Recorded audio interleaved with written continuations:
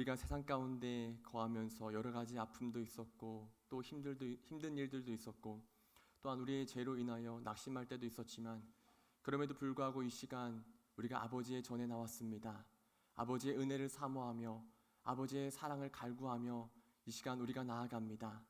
성령께서 이 시간 우리와 함께하여 주셔서 하늘의 문을 열어주시고 우리의 심령마다 성령으로 좌정하여 주셔서 우리의 영혼이 깨어나는 시간, 우리의 영혼이 새롭게 회복되어지는 귀한 시간이 되어질 수 있도록 인도하여 주시옵소서. 특별히 이 시간도 주님의 말씀 앞에 서기를 원합니다. 거룩하신 하나님의 그 말씀 앞에 설 때 하나님의 말씀이 우리의 삶을 붙잡아 우리를 새롭게 하시고 우리의 삶을 다시금 담백히 하는 놀라운 능력의 역사가 일어날 수 있도록 인도하여 주시옵소서. 모든 것 주님께 맡겨드리며 예수님의 이름으로 간절히 기도드렸습니다. 아멘. 할렐루야. 네, 금요 기도회에 오신 여러분을 주님의 이름으로 사랑하고 축복합니다. 지난주에 이어서 이번 주도 청장년들이 많이 이 자리에 참석해서 너무 감사합니다. 그리고 저희 위에 보면은 우리 유아실의 아이들도 많이 있습니다. 참 너무나도 행복하고 하나님께서도 이 모습을 보시고 너무나도 기뻐하실 줄 믿습니다. 여러분 혹시 하나님께 설득을 당해본 적이 있으신가요? 하나님을 설득해 보려고 하신 적이 있으신가요? 우리가 기도를 통해서 내가 원하는 것을 구하며 우리는 하나님께 설득을 하려고 할 때가 종종 있는 것 같습니다. 하나님, 저의 아들을 어떻게 해주세요. 하나님, 저의 사업을 어떻게 해주세요. 저의 건강을 지켜주세요. 만약 저의 기도를 들어주시면 제가 이렇게 할게요 라고 하면서 우리는 종종 하나님을 설득하려고 할 때가 있습니다. 그러면 반대로 한 가지 이런 질문을 드리고 싶습니다. 여러분은 하나님께 설득을 당해보신 적이 있으신가요? 저의 이야기를 해서 죄송하지만 저는 하나님께 설득을 당한 적이 있는 것 같습니다. 저는 모태신앙이긴 하지만 20살 때까지 제대로 신앙생활을 하지 않는 어머니의 손에 이끌려서 억지로 교회에 가끔 나가던 그런 사람이었습니다. 제가 20살 중반에 이제 하나님을 만나고 신앙에 불이 붙어서 봉사도 열심히 하고 하나님을 열심히 예배했습니다. 그리고 특별히 모 교회였던 교회에서 간사로도 이제 사역을 했었는데요. 간사로 교회를 섬기는 가운데 어느 날 담임 목사님께서 저를 부르시면서 정말 진지하게 말씀하셨습니다. 현재야, 신학교를 가보지 않을래? 여러분, 이런 질문이 오면 주로 어떻게 대답합니까? 기도 한번 해볼게요. 그렇죠? 정답이죠. 이 말씀을 듣고서 주일 저녁 예배가 끝난 후에 강대상 앞에서 이제 무릎을 꿇고 기도를 했습니다. 근데 그 기도의 내용이 하나님, 신학을 해야 될까요? 말아야 될까요? 이 기도의 내용이 아니라 하나님, 저는 할 수 없어요. 저는 연약해요. 저는 안 돼요. 이 기도를 하고 있었습니다. 그리고 목사님께 가서 저는 할 수 없습니다 라고 정중히 거절했습니다. 그리고 얼마 시간이 지나지 않아서 며칠 후에 또 담임 목사님께서 저를 부르시면서 현재야, 신학하지 않을래? 또 물으시는 거예요. 그리고 또 물으시고 그렇게 물으실 때마다 저는 강대상 앞에서 무릎을 꿇고 기도했습니다. 하나님, 저는 연약해요. 할 수 없어요. 왜냐하면 저의 가정의 조건을 봐도 그렇게 믿음이 좋으신 분이 없거든요. 그리고 더 나아가서 저는 어떤 목회를 함에 있어서 자질이나 어떤 능력이 되지 않았기 때문에 저는 할 수 없다라고 고백을 했었습니다. 근데 그렇게 기도하고 있는 가운데 어느 날 하루는 성령님께서 저의 마음 가운데 그러한 마음을 주신 것 같았습니다. 내가 너를 교회를 위해서 필요하다고 하는데 왜 너는 자꾸 안 된다고만 하니? 제가 이 마음의 감동을 받고서 거기에서 하나님께 설득을 당했습니다. 하나님께서 저를 필요로 하신다면 당연히 하나님께서 저를 책임져 주시겠죠.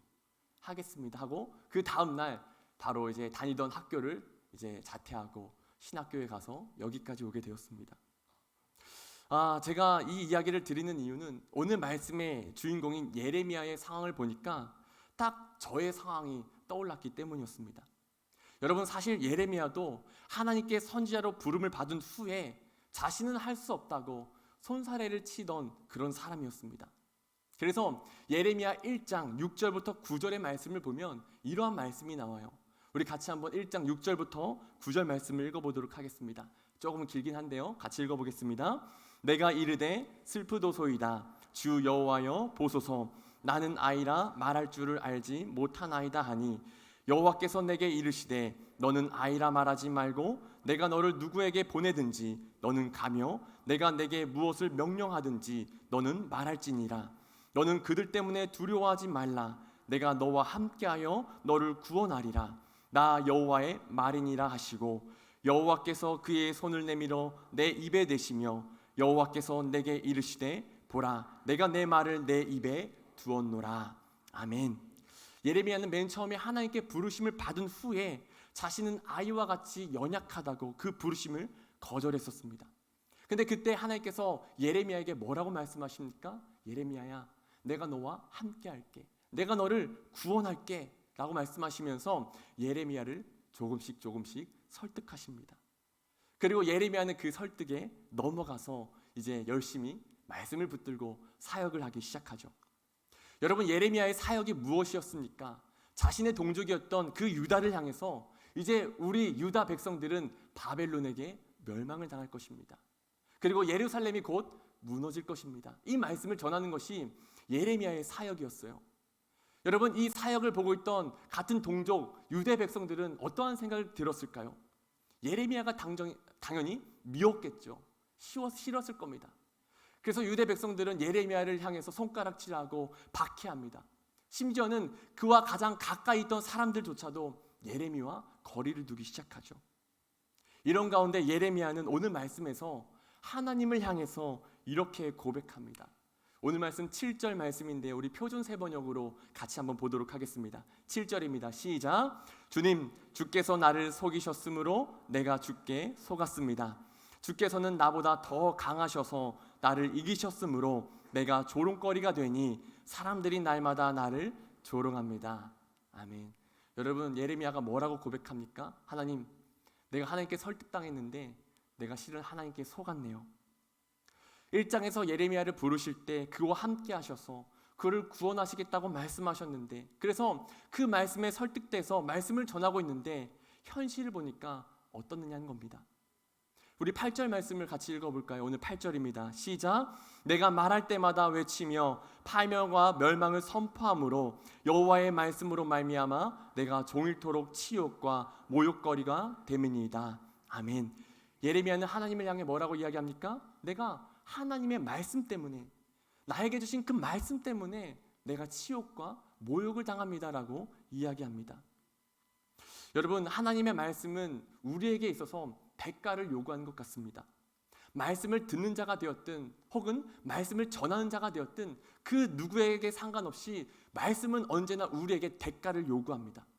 말씀을 듣는 자에게 있어서는 그 말씀으로 자신을 돌아보게 하고 그 말씀으로 나의 삶을 교정하게 합니다. 그리고 나를 회개하게 하고 나의 삶을 변화시키는 그 대가를 요구하죠. 한편 말씀을 전하는 자에게는 무엇을 요구합니까? 말씀을 전했을 때 그 말씀을 듣지 않고 오히려 그 말씀 때문에 나를 비방하고 나를 조롱할 것이라는 그 대가를 요구합니다. 그래서 우리는 말씀을 듣는 것도 싫어하기도 하고 또한 더 나아가서 말씀을 전하는 것도 우리 마음 가운데 솔직한 마음으로 부담스러워하기도 합니다. 대가를 치르기 싫은 거죠. 그런데 만약 우리가 그렇게 하나님의 그 말씀 앞에 섰을 때 우리가 그 말씀 앞에서 아무런 반응을 보이지 않는다면 어떨까요? 결과는 간단합니다. 아무 일도 일어나지 않을 거예요. 여전히 우리는 죄의 길, 그 사망의 길에서 벗어나지 못할 것이고 또한 말씀을 전하지 않음으로 인해서 죄에 물든 이 세상은 아무런 변화도 일어나지 않을 겁니다. 이런 예가 적절할지 모르겠습니다.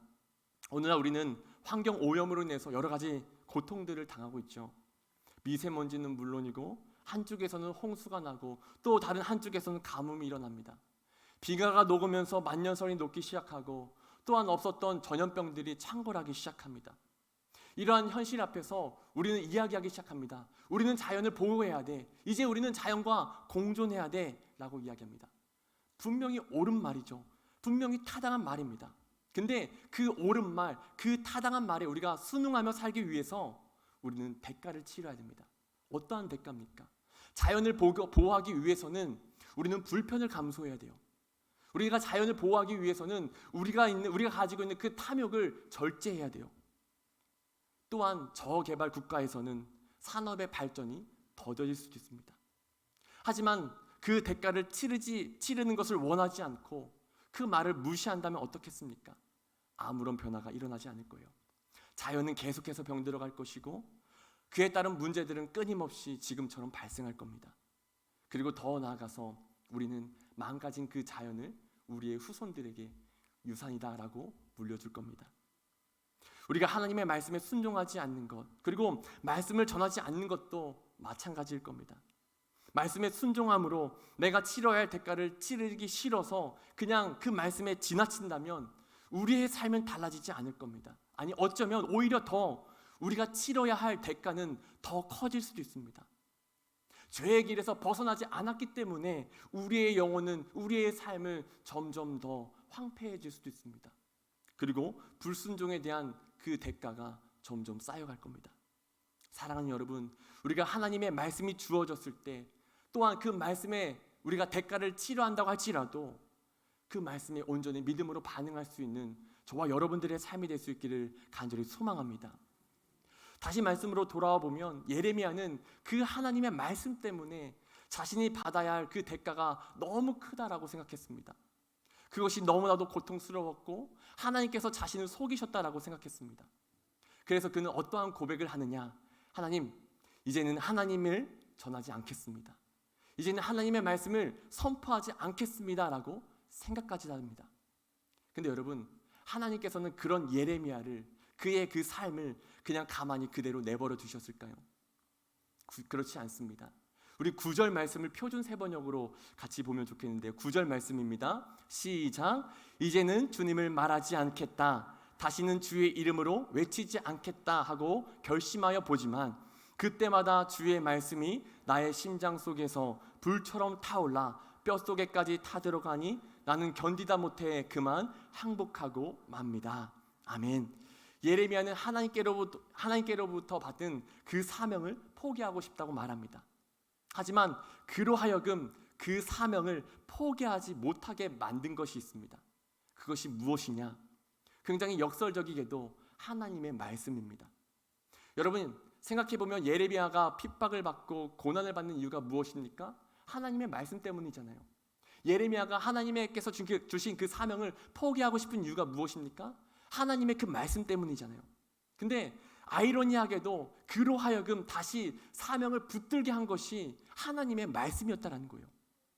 그래서 9절 말씀을 보면 예레미야가 말하지 않습니까? 주의 말씀이 나의 심장 속에서 불처럼 타올라 뼛속까지 타들어간다.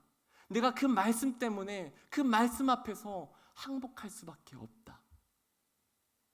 예레미야가 말씀 때문에 좌절했지만 다시 그 말씀 때문에 사명 앞에 서게 된 줄 믿습니다.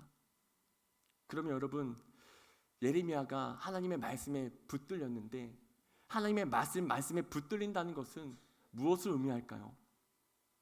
그것은 하나님의 감정과 하나님의 의지와 하나님의 그 마음에 내가 사로잡히는 것을 의미합니다. 여러분, 하나님께서는 인간을 만드실 때 우리 인간을 단순히 흙으로만 만드시지 않았습니다.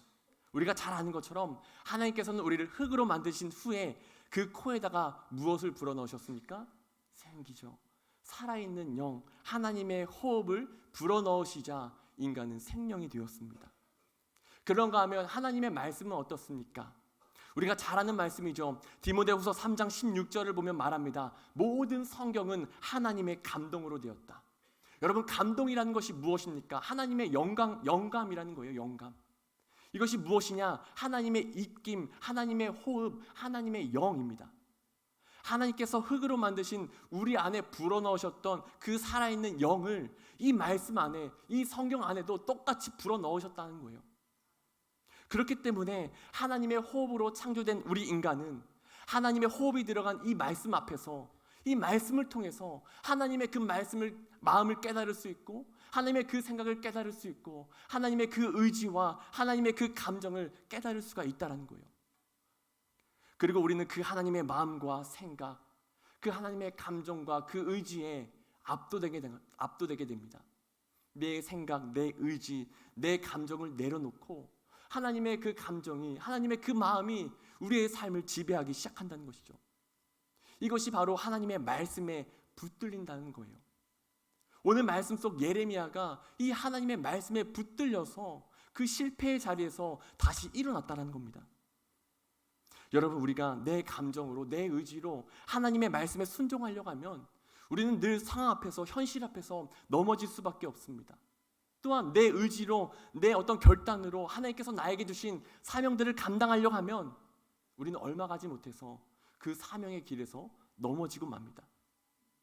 그러나 그렇게 내 힘으로 하려다가 넘어진 그 자리에서 우리를 다시 일으켜 세우는 것이 있습니다. 바로 하나님의 말씀입니다. 하나님의 말씀에 붙들린 사람은 다시 사명의 자리에 서는 줄 믿습니다. 그리고 하나님의 말씀에 붙들린 사람은 하나님의 말씀에 순종하는 줄 믿습니다. 왜냐하면 내 의지, 내 감정을 가지고 살아가는 것이 아니라 이제는 하나님의 의지와 하나님의 마음과 하나님의 뜻을 가지고 살아가는 삶이 되기 때문입니다.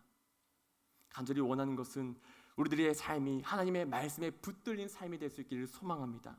그래서 내 안에 살아 역사하시는 그 하나님의 말씀이 나를 붙들어 가심으로 우리의 삶 가운데 어떠한 환난이 와도 어떤 고난이 와도 그것들을 믿음으로 넉넉히 이길 수 있는 저와 여러분들의 삶이 될 수 있기를 주님의 이름으로 간절히 축복합니다.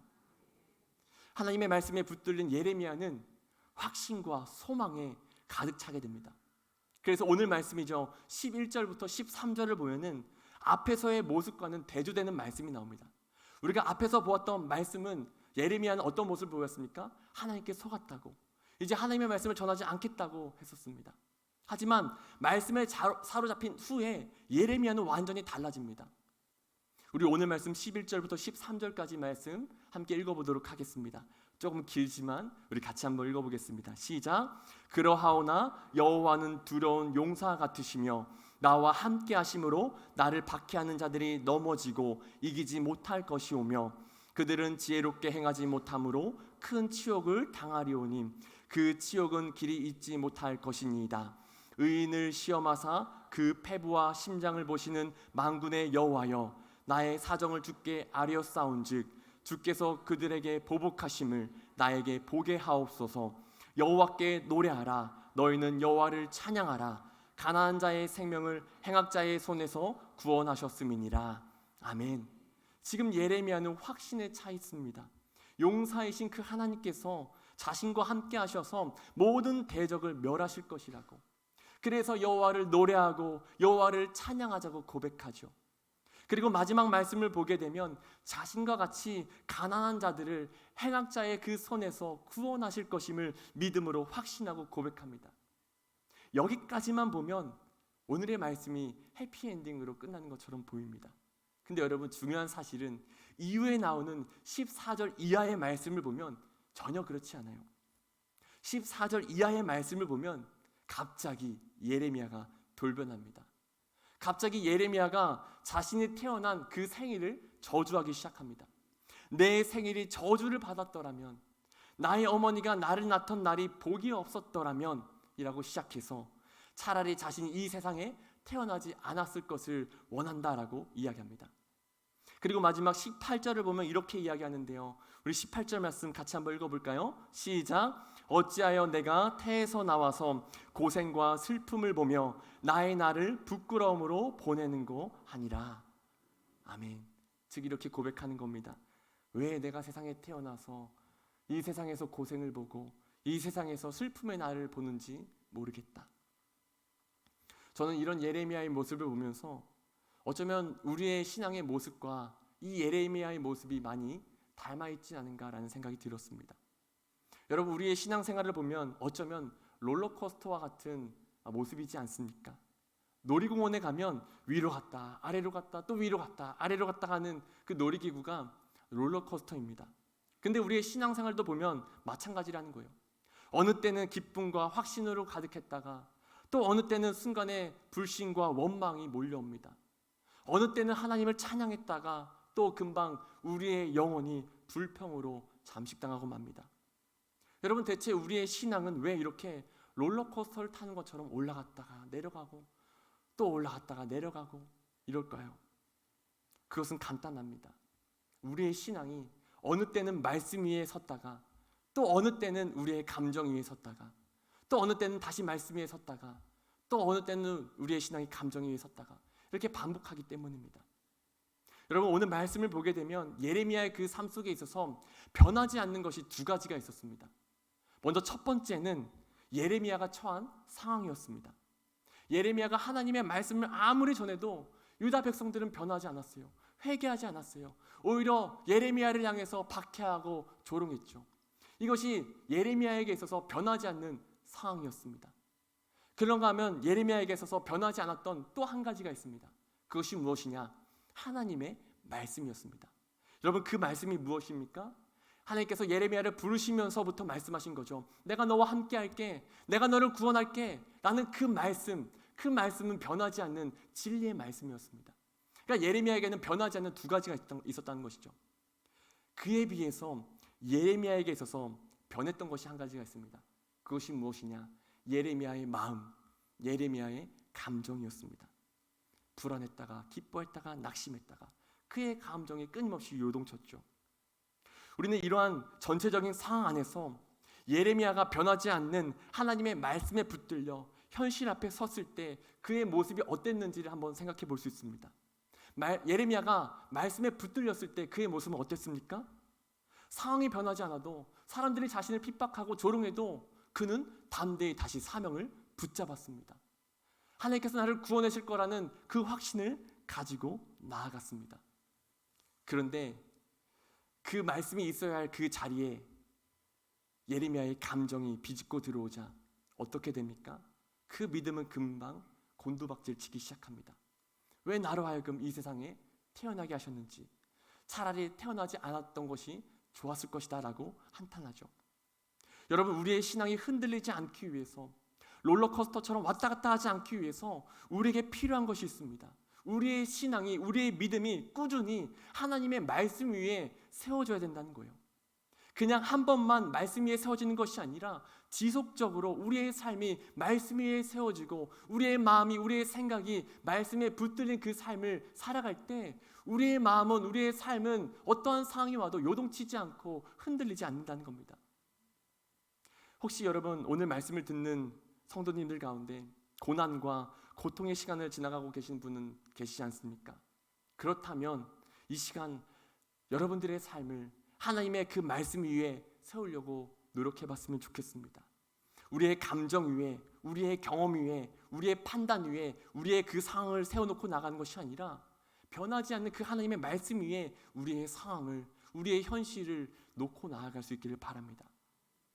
제가 가끔 사용하는 표현 중에 이런 표현이 있어요. 사실보다 중요한 것은 해석이다.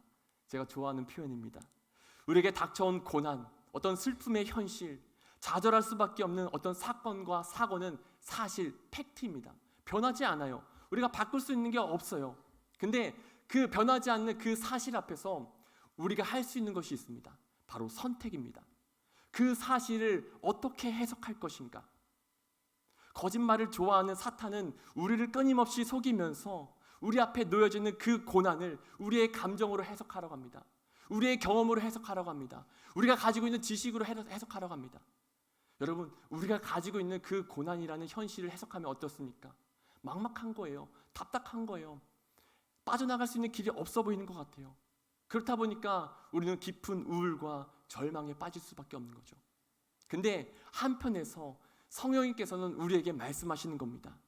그 고난의 현실을, 그 아픔의 사건을 너의 감정, 너의 경험 위에 세우는 것이 아니라 하나님의 말씀 위에 세워보라고, 하나님의 그 말씀으로 너의 그 상황을 해석해보라고 우리에게 도전하십니다. 여러분, 하나님의 말씀이 무엇입니까? 하나님께서는 우리를 변함없이 사랑하신다는 거예요. 하나님께서는 우리를 포기하지 않으신다는 거예요. 하나님께서는 우리의 선한 목자가 되어주셔서 우리가 어디를 가든지 우리를 지키시고 선한 길로 인도하신다는 것이 이 하나님의 말씀이라는 겁니다. 이 말씀 위에서 우리가 상황과 현실을 해석할 때 우리는 상황과 현실을 뛰어넘어 마음의 확신과 마음의 담대함과 소망을 얻게 될 줄 믿습니다. 저와 여러분들이 하나님의 말씀에 붙들려서 그 말씀으로 승리할 수 있는 복된 삶이 될 수 있기를 간절히 소망합니다. 말씀을 맺겠는데요, 저와 여러분들의 신앙이 흔들리지 않았으면 좋겠습니다. 여러분, 흔들리지 않기 위해서는 우리는 늘 하나님의 그 말씀에 사로잡혀야 됩니다. 우리가 하나님의 말씀에 사로잡히기 위해서 우리에게 필요한 것이 있습니다. 그것이 무엇이냐? 내가 먼저 하나님의 말씀을 붙잡으려고 노력해야 된다는 거예요. 그냥 단기간에 한순간에가 아니라 꾸준히 지속적으로 내가 있는 그 삶의 자리에서 하나님의 그 말씀을 어떻게 해서든 붙들려고 노력해야 된다는 거예요. 내일 오후 시간에 우리 교회에서 교사들 대상으로 큐티 세미나가 있습니다. 여러분, 큐티라는 것은 하나님의 말씀을 묵상한다는 겁니다.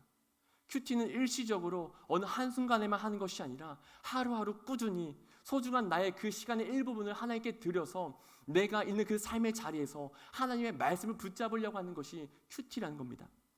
근데 여러분, 그렇게 우리가 나아갈 때 놀랍게도 내가 하나님의 말씀을 붙들려고 나아가는데 어느 순간 하나님의 말씀이 나를 붙들어가는 것을 경험하게 됩니다. 여러분, 우리가 돈을 붙잡으려고 하면 어떻습니까? 반대로 돈이 우리를 붙잡아 가지 않습니까? 우리가 명예를 붙잡아 가려고 하면은 반대로 명예가 우리를 붙잡아 가지 않습니까? 마찬가지라는 거예요. 우리가 있는 그 자리에서 하나님의 그 말씀을 붙잡으려고 부단히 노력하면 어느 순간 내가 하나님의 말씀을 붙잡는 것이 아니라 하나님의 그 거룩한 말씀이, 그 능력의 말씀이 우리를 붙잡아 간다는 겁니다. 여러분, 우리가 하나님의 말씀을 붙잡으려고 노력할 수 있었으면 좋겠습니다. 그리고 더 나아가서 우리의 삶이 그 하나님의 말씀에 붙들린 삶으로 우리에게 어떠한 상황이 와도 모든 상황의 그 현실과 아픔과 고난을 뛰어넘어 하나님을 찬양하고 믿음 속에서 담대히 승리할 수 있는 저와 여러분들의 삶이 될 수 있기를 주님의 이름으로 간절히 축원합니다. 기도하겠습니다. 하나님 아버지, 감사합니다. 오늘 이 시간도 우리를 주님의 전으로 불러주시고 하나님을 뜨겁게 찬양하고 하나님께 기도하며 하나님의 그 거룩하신 그 말씀, 생명의 그 말씀, 능력의 그 말씀 앞에 서게 하신 그 하나님의 은혜에 감사합니다. 하나님, 끊임없이 사탄은 우리로 하여금 우리가 처해 있는 그 고난을 우리의 감정으로, 우리의 경험으로 해석하라고 유혹하지만 하나님, 우리가 그 유혹에 넘어가지 않길 원합니다. 우리가 하나님의 말씀으로 우리의 상황을 바라보게 하시고 그 말씀으로 우리에게 처해진 그 모든 고난을 넘어 승리하며 나아갈 수 있는 저희들의 삶이 될 수 있도록 인도하여 주시옵소서. 특별히 이 시간도 주님께 나올 때 귀한 예물 드렸습니다. 하나님, 고경희 권사님 3지역 주간 심야 연합 속회 예배를 드리게 하심을 감사드리며 하루속히 속회 예배가 회복되길 간절히 기도드립니다. 기도의 제목을 담아서 감사 예물 드렸습니다. 하나님, 이 기도의 제목처럼 우리 속회 예배가 속히 회복되어질 수 있기를 원합니다. 하나님, 깨어지고 무너져 있는 우리 모든 속회들 긍휼히 여겨주시고 특별히 우리 모든 속회들마다 하나님의 그 성령의 단비를 부어주셔서 우리 속회들이 하나가 되게 하시고 속회들마다 부흥의 역사를 경험하며 나아갈 수 있도록 은혜 위에 은혜를 허락하여 주시옵소서. 특별히 이 시간도 주님께 나올 때 윤미자 권사님 11주 예물과 성교 예물 드렸습니다. 하나님께서 주신 그 모든 것을 하나님께 다시금 돌려드린다는 그 마음을 가지고 11주 예물을 드린 이 손길 위에 축복에 축복을 더하여 주시고 그 삶이 어느 곳에 있든지 하나님의 그 사람으로서 아름답게 세워지며 하나님의 영광을 드러내는 복된 삶이 되어질 수 있도록 인도하여 주시옵소서. 모든 것 감사드리며 예수님 이름으로 간절히 기도드렸습니다. 아멘.